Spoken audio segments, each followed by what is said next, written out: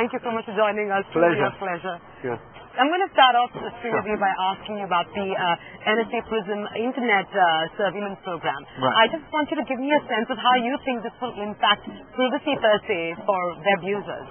Well, it's very difficult to prophesy what would happen. I can just talk sort of my personal reaction. As being somebody who would think that he knew more on average about that sort of, not a super amount, but more on average than most. I was surprised by the revelations. I was surprised at the extent of the program.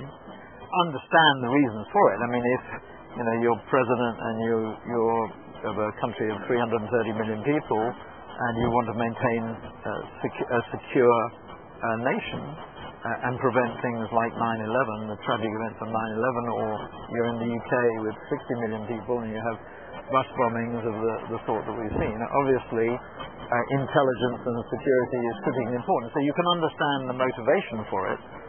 I think the surprise was that the extent of it, and I think it will cause people to reassess their attitude to privacy, irrespective of their age. People say younger people, people under 17 or under 35, that's young nowadays, that those people have a different attitude to privacy than older people like me. And I'm not sure that will be the same situation, that even younger people who saw the need for transparency, when they see these sorts of programs being revealed, and we don't know the extent of them, and we don't know how much information has passed or who it's been passed about on, or on what basis, I think that will force people to reassess it. So I think it is I called it a game changer in the context of the interview with The Guardian, and that might be hyperbole. I don't think it is, actually. I think it will cause, at the very least, it will cause people to re-examine and think again about the issues of privacy. How do you think this will impact Obama?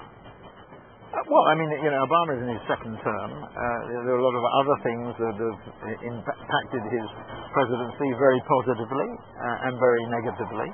And there are opportunities and challenges all the time. Having said that, I was watching American television and it juxtaposed what he said as a campaign candidate and what he said as president. And I think that's the realities of power. It's not criticism, no criticism whatsoever.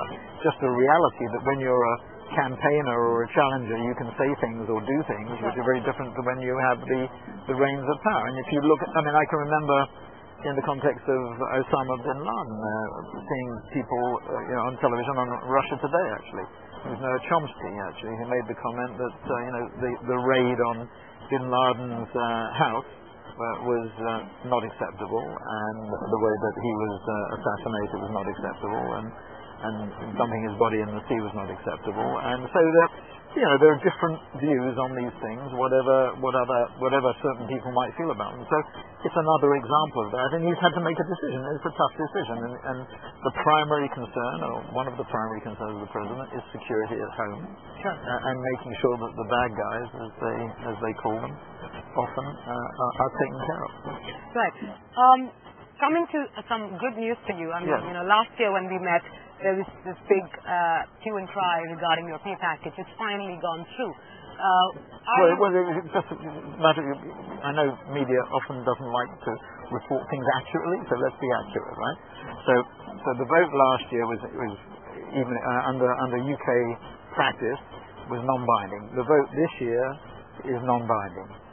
Next year will be the first year that UK companies have to get a binding vote from shareholders. So 2 years ago, I think the vote in favour of our remuneration report was about 58%. Last year it was 40%. This year it was 83%, depending on which figure you look at. So are you happy with your revised? Well, you'd love to have 100% in favour, but it was pretty much 100% in favour of us as directors, not just myself, but other executive directors. And so from that point of view, it seems that shareholders are very happy, or share owners as we call them, are very happy with the progress and development of the company. Our share price has been extremely strong. We had record profits in 2012 since we last met. We had record profits in 2011, and if everything goes according to plan this year, we should have record profits again. So, I think the trading conditions and progress of the company, whether it be in India, in bricks and next in 11, in technology, in consumer insight, which we're now renaming data investment management, and with this preoccupation with horizontality, getting our 165,000 people to work together in 110 countries is the right strategy. But the difficult thing is that different share owners have different views. Even amongst the big institutional shareholders, there's quite a significant variety of views about what is the right compensation policy. We now have a long-term plan that is based on 3 parameters. It's not just total shareholder return now, it's EPS growth and return on investment capital.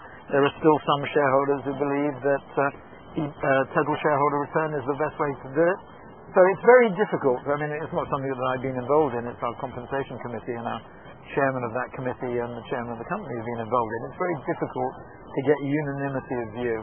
And it is a democracy, and people have different views. But, correct me if I'm wrong. I mean, I believe like 19% of your investors, and if you count abstention, it goes up to 26%, voted against the remuneration report. No, there are two votes. One was the remuneration report, and whatever view you take on abstentions, 80%, the actual vote was 80% in favour of that, and 83%, which was slightly different, somewhat puzzling actually in some respects, was in favour of the new long-term incentive plan. So I think 83% in favour. Whatever the abstention levels are, that's the vote in favour. So you don't think that kind of rebellion is you immediately charge the atmosphere by calling a rebellion. Is 23% a rebellion? If a political party gets elected and there were 20 to 23%, would that be a rebellion? Usually they get a minority of the public vote. So can we just get it a little bit in perspective, or is that impossible? You asked me at the beginning of this interview whether I was in a good mood. Yeah. That's your last question, and I'm not.